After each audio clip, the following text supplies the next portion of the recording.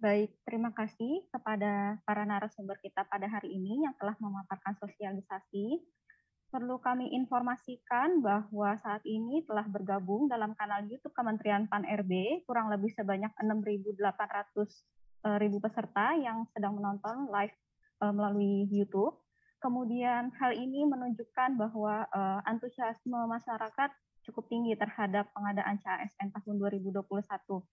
Dan kami juga sudah menghimpun 3 pertanyaan pertama yang telah masuk melalui Zoom dan kanal YouTube.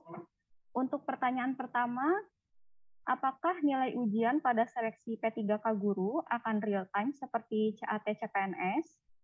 Kemudian pertanyaan selanjutnya, apakah soal teknis terdapat nilai ambang batas per mata pelajaran? Kemudian pertanyaan selanjutnya, apakah bagi pemilik sertifikat pendidik masih tetap harus mengerjakan soal teknis atau seperti apa? Silakan kepada Bapak Ari. Baik, terima kasih Mbak Vin. 3 pertanyaan pertama terkait dengan guru real time seperti CPNS. Ini alhamdulillah bersama kita sudah hadir Bu Sesdijen GTK atau yang mewakili Mas Adika. Kemudian nanti bisa dijelaskan terkait juga sertifikat pendidik apakah kemudian nanti perlu mengikuti atau tidak itu. Kemudian terkait dengan passing grade tadi sudah kami sampaikan adalah per mapel ya, per mata pelajaran. Ya, per mata pelajaran. Jadi mata pelajaran pun beda-beda. Misalnya matematika SMP akan berbeda dengan matematika SMA gitu. Baik, mungkin untuk mempersingkat waktu kami persilakan Bu Sesdijen, Bu Profesor Nunu masih hadir? Atau Mas Adika masih hadir? Mbak, di-mute kali ya? Enggak. Baik, mungkin belum hadir. Oke. Kalau gitu, oke. Monggo silakan Bu Nunu. Mohon maaf tadi pertanyaannya apa, Mbak? Real time? Iya, seperti itu Pak, real time. Kemudian, Mas Dika bisa menambahkan Mas Dika? Mas Dika mungkin di unmute juga, tolong. Adika Mbak, atas nama Adika. Jadi ada jeda waktu beberapa hari Pak. Beberapa saat ya Bu ya, ini real time jadinya ya. Ya real time. Tapi jadi nanti sepemahaman kami, jadi nanti begitu selesai mengerjakan langsung keluar nilainya. Gitu. Ya, tapi tidak pada saat mengerjakan. Berbeda, agak sedikit berbeda dengan BKN. Monggo, ya. Mas Adika barangkali ada yang ditambahkan? Oke Pak, terima kasih. Mohon maaf tadi ke-mute soalnya. Iya. Nilai benar salah itu akan keluar real time Pak, setelah selesai mengerjakan, walaupun nanti tetap ada perhitungan nilai matang Z-score. Ya.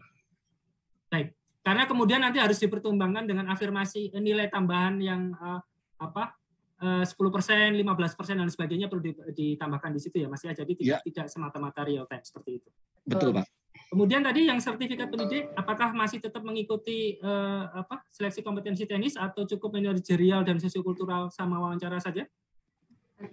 Tetap mengikuti seleksi kompetensi teknis Pak. Oh ya, siap. Jadi tetap mengikuti ya Bu ya? Ya. Baik. Saya Mas juga ya, tetap mengikuti ya. Iya Bu Ses. Iya, siap. Baik, itu sudah terjawab Mbak? 3 pertanyaan pertama, monggo silakan. Selanjutnya. Mohon izin Bu, tetap standby ya Bu. Ya, siap. Ada Mas Dika itu, kalaupun saya ngilang sebentar, ada Pak Andika yang menguasai semua persoalan. Mbak Vin, monggo pertanyaan berikutnya. Baik, terima kasih kepada Ibu Nunuk dan Bapak Andika selaku narasumber pada hari ini. Kemudian untuk pertanyaan selanjutnya dari kanal YouTube, apakah afirmasi guru ditambahkan setelah memenuhi passing grade atau sudah di awal mendapat afirmasi? Kemudian untuk pertanyaan selanjutnya, apakah setelah peserta seleksi selesai ujian dapat diperoleh nilai baik seleksi manajerial dan wawancara yang dicetak oleh proktor sehingga diketahui siapa yang berhak menjadi P3K? Ya, baik. Pertama, terkait dengan nilai tambahan ya, nilai tambahan yang 10% untuk mereka 15% yang berusia di atas itu tadi, yang terdaftar di Dapodik dan seterusnya itu nanti dihitung sebagai nilai yang untuk perhitungan passing grade. Jadi seolah-olah tabungan di awal. Mereka sudah mendapatkan nilai itu sebelum mengikuti tes. Itu yang pertama. Jadi nanti tinggal berapa dia dapat nilai tersebut, kemudian ditambahkan, tapi maksimumnya tidak bisa lebih dari 100%. Jadi taruhlah dia sudah mendapatkan nilai tadi, afirmasi 15 dari Dapodik, tapi kemudian dia mengerjakan soal, dia sanggup mendapatkan nilai 90% gitu taruhlah ya. Maka kemudian nilai maksimumnya bukan 90% ditambah 15% menjadi 105 bukan, tapi tetap maksimumnya adalah 100.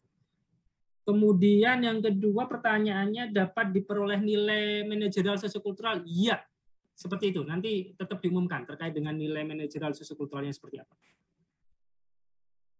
Saya kira demikian jawabannya, Mbak. Baik, Bapak. Masih terdapat pertanyaan nih, Pak. Apakah wawancara dilaksanakan bersamaan dengan kompetensi teknis atau di waktu yang berbeda?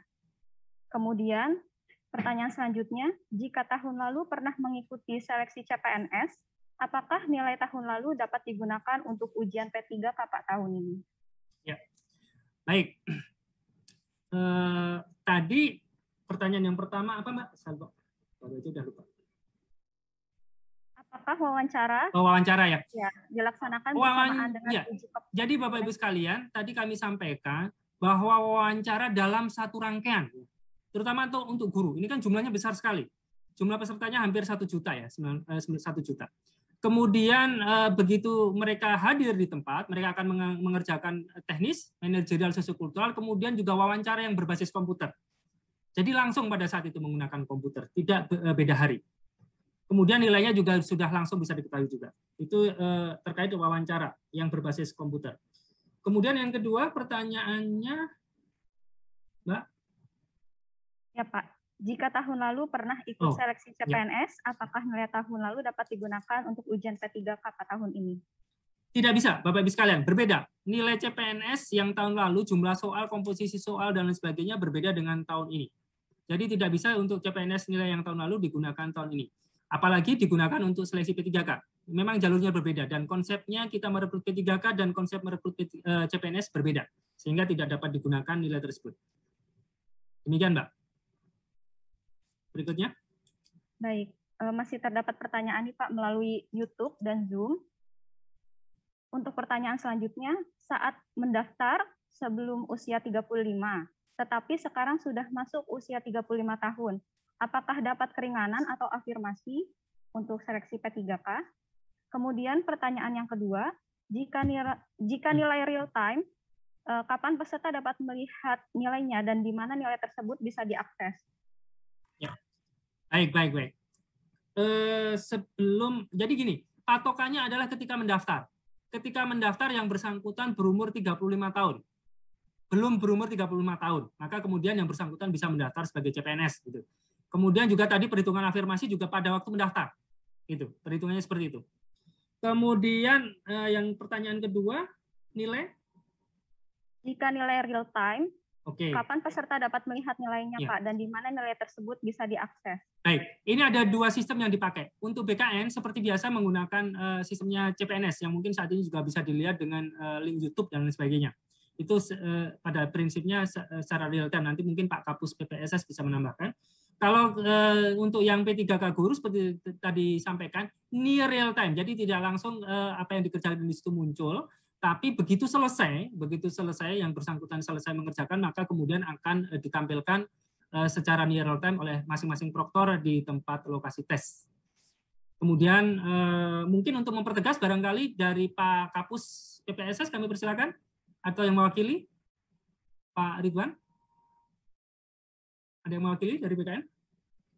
Mohon bisa di-unmute.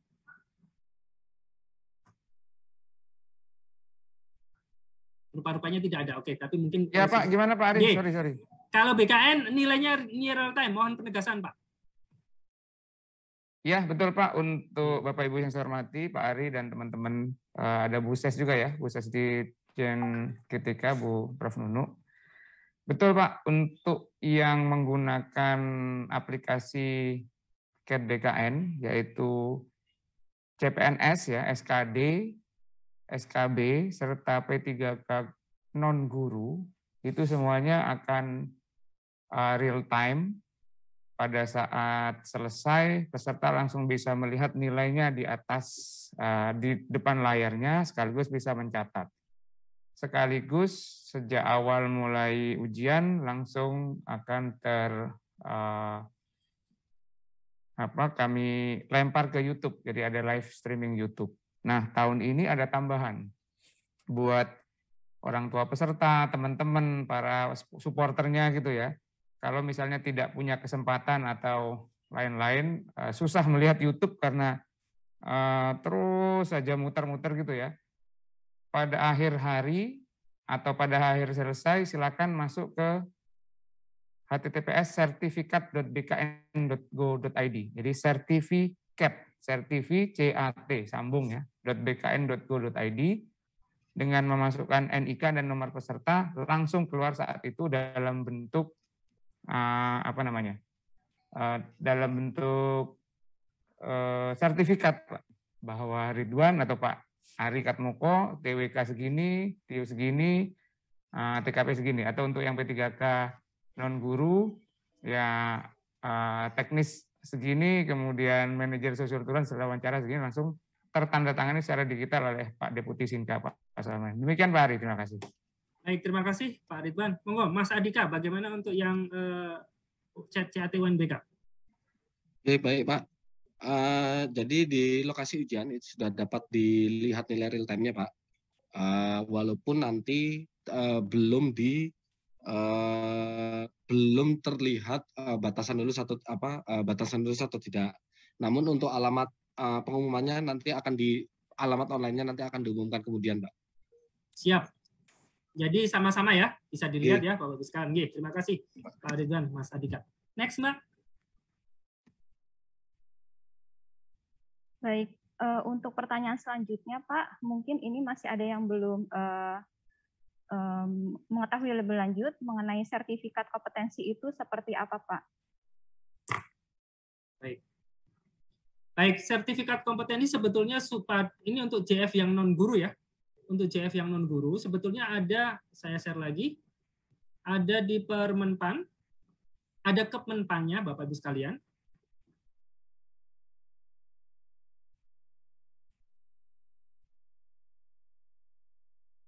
Untuk JF non-guru,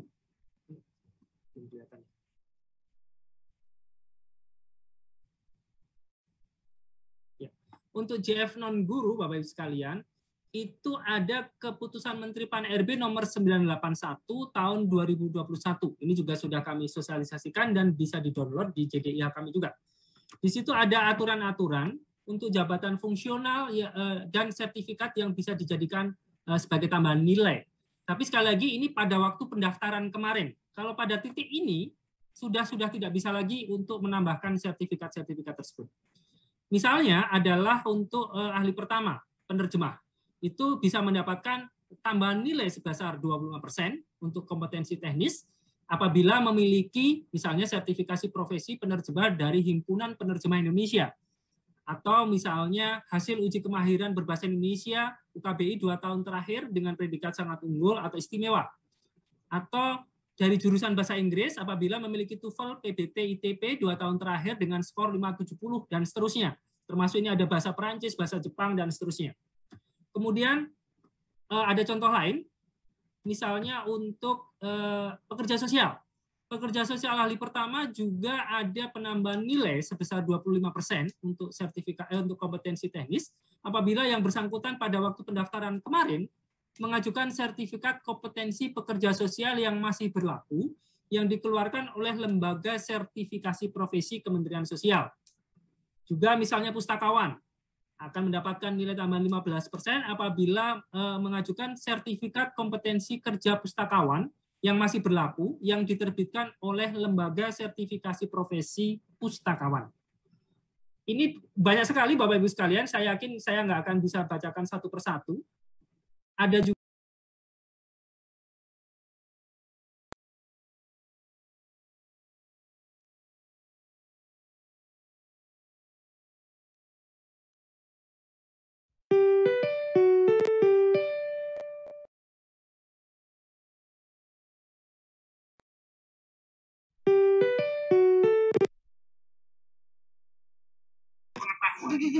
keterampilan,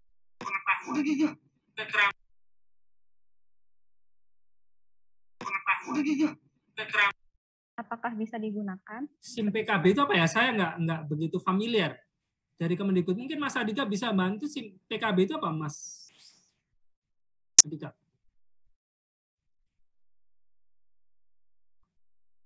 Saya nggak begitu familiar. Mungkin singkatannya apa SIM PKB? Mas Adika ada informasi? Oh, Mas Nugroho yang akan jawab. Mohon di unmute itu Mas Nugroho itu. Izin Pak. Ini kalau untuk unmute soalnya harus izin dulu soalnya. Siap. Baik Pak, SIM PKB itu SIM yang ada di kami, database guru-guru yang memuat intinya SIM singkatannya itu Sistem Informasi Manajemen untuk pengembangan keprofesian berkelanjutan. Nah di situ database guru-guru ada data nilai, data kompetensi terakhir, bagaimana profesionalnya, bagaimana pedagogiknya dan sebagaimana macamnya. Namun itu tidak menjawab untuk apakah dia telah memiliki kompetensi atau tidak, karena batasan kompetensi atau tidak itu ya berdasarkan sertifikat pendidik. Sedangkan data sertifikat pendidik itu sudah ada di Dapodik ya, jadi nggak perlu sampai ke situ ya Mas Adika. Integrasi Dapodik dengan data dari referensi dari LPTK Pak, dari kampus-kampus. Ya. Ya.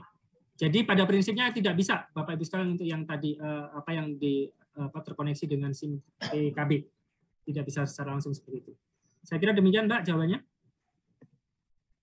Baik Pak, ini juga masih ada satu pertanyaan lagi yang masih banyak menanyakan, apakah harus melakukan swab test sebelum pelaksanaan atau vaksin Pak saat akan mengikuti pelaksanaan? Oke. Baik, ini di sisi pelaksanaan ya, monggo ini agak sedikit berbeda-beda. Monggo dari sisi pelaksanaan Mas Adika dulu barangkali.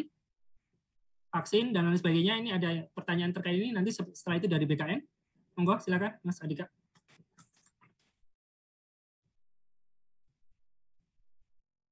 Unmute, Mbak.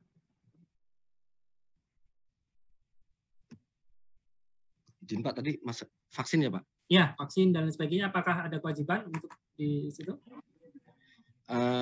Izin Pak, jadi berdasarkan surat BKN terakhir, sudah ada pengumuman bahwa untuk seleksi ASN dari Satgas COVID itu diwajibkan untuk tes swab, dan khusus untuk Jawa, Bali, dan Madura diwajibkan vaksin. Setidaknya dosis pertama kalau nggak salah seperti itu. Nah, namun di surat dari BKN di situ disebutkan baru untuk seleksi kompetensi PNSD dan non guru, P3K non guru. Nah saat ini kami untuk P3K guru sedang mengkonfirmasi kembali, walaupun sebetulnya yang kami tahu bahwa jawabannya pasti akan sama dengan surat edaran dari BKN sebelumnya. Namun secara eksplisit untuk P3K non guru memang belum dari surat BKN itu belum tertera intinya itu Pak. Dan sebentar lagi akan ada juga pemberitahuan terkait itu dari Dikbud atau gimana Mas dari GTK? Nanti kami kan bersurat untuk konfirmasi hal tersebut. Ya. Walaupun nanti jawabannya kami sudah dapat bocoran pasti persentase terbesarnya jawabannya sama Pak, ya, dengan seleksi P3K non guru dan PNS. Nah untuk itu kami sedang berusaha untuk dapat memfasilitasi di daerah masing-masing. Jadi kami akan berkoordinasi dengan Dinas Kesehatan, dengan pemerintah daerah, dengan Kementerian Dalam Negeri agar vaksin itu dapat dilakukan khususnya bagi guru-guru calon peserta tes di tanggal 13 nanti, karena kita nanti tesnya tanggal 13, itu akan ada fasilitasi untuk vaksin khususnya untuk Pulau Jawa, Madura, dan Bali.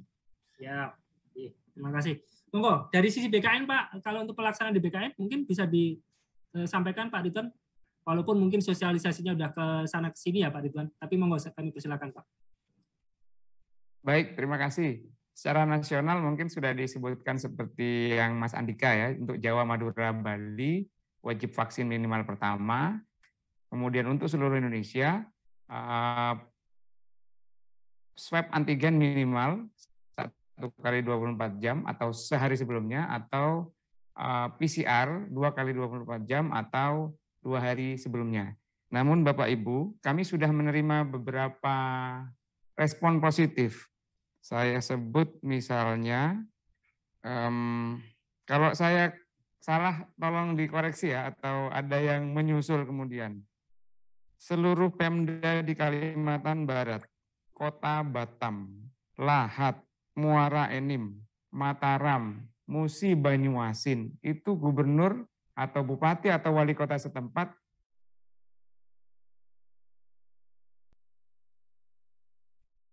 Putus ya Mbak ya? Oke. Ya, sorry. Iya, monggo, lanjut. Start Pak. Jadi saya sebut ulang lagi, beberapa kepala daerah, seluruh Pemda di Kalimantan Barat, Kota Batam, Lahat, Muara Enim, Mataram, Musi Banyuasin, Probolinggo, dan lain-lain tempat sudah mulai banyak yang menggratiskan swab antigen ini Pak, atas kebaikan hati Pak Gubernur, Wali Kota, Bupati. Ya, ini yang kami endorse juga ke teman-teman Kakanrek yang juga hadir di sini, Kepala Kantor Regional BKN, untuk ayo lomba-lombaan yuk, bagus-bagusan jadi Bupati, Wali Kota, Gubernur gitu. Jadi semakin banyak yang swab menggratiskan, caranya datang ke puskesmas atau fasilitas kesehatan setempat hanya dengan membawa KTP dan kartu peserta ujian ya.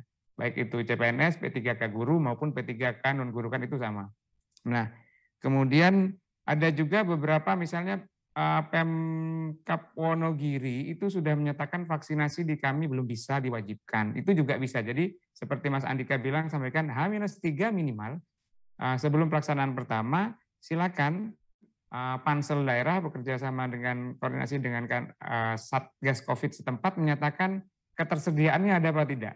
Jadi sebenarnya kalau di Jakarta katakanlah Pak Gubernurnya bilang 105%, kalau Jakarta wajib JIP gitu, fardu ain, nggak mungkin gitu ya. Yang lain-lain tapi bisa menyesuaikan. Nah silakan itu dipublikasikan saja. Sedemikian sehingga tidak memberatkan peserta. Pun Kementerian Kesehatan melalui koordinasi yang sangat baik dengan semuanya, per kemarin untuk di Jawa, Madura, Bali kan maksimal 99.000, makin murah saja. Saya kira itu Pak Ari, jadi pesannya Pak Menpan kemarin, Pak Kepala BKN, ayo kita permudah, tapi jangan juga memudah-mudahkan gitu ya, nggak mau apa-apa, di Jawa, Madura, Bali, rebahan, nggak mau vaksin, nggak mau swab, tapi minta lolos.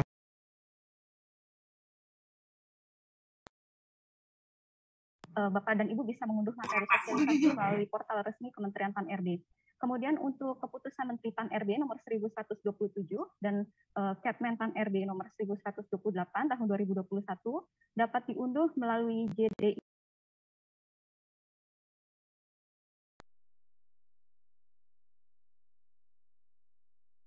mengenai informasi seputar ASN, pelayanan publik, informasi kelembagaan, reformasi birokrasi, dan informasi lainnya seputar Kementerian Pan-RB dapat menghubungi Si Pandai melalui aplikasi Telegram dan Line. Baik Bapak dan Ibu, kami mengucapkan terima kasih kepada seluruh tamu undangan, narasumber, dan rekan ASN yang telah mengikuti acara sosialisasi hari ini. Kami mohon maaf undur diri dan mohon maaf apabila terdapat kekurangan dalam pelaksanaan sosialisasi hari ini. Salam sehat selalu dan mari menjadi ASN berakhlak. Akhir kata, wassalamualaikum warahmatullahi wabarakatuh. Waalaikumsalam. Terima kasih Bapak Pak Ridwan, Bu Nunu, Prof. Nunu, Bapak Ibu sekalian yang hadir di sini. Mohon maaf lahir batin. Salam sehat selalu.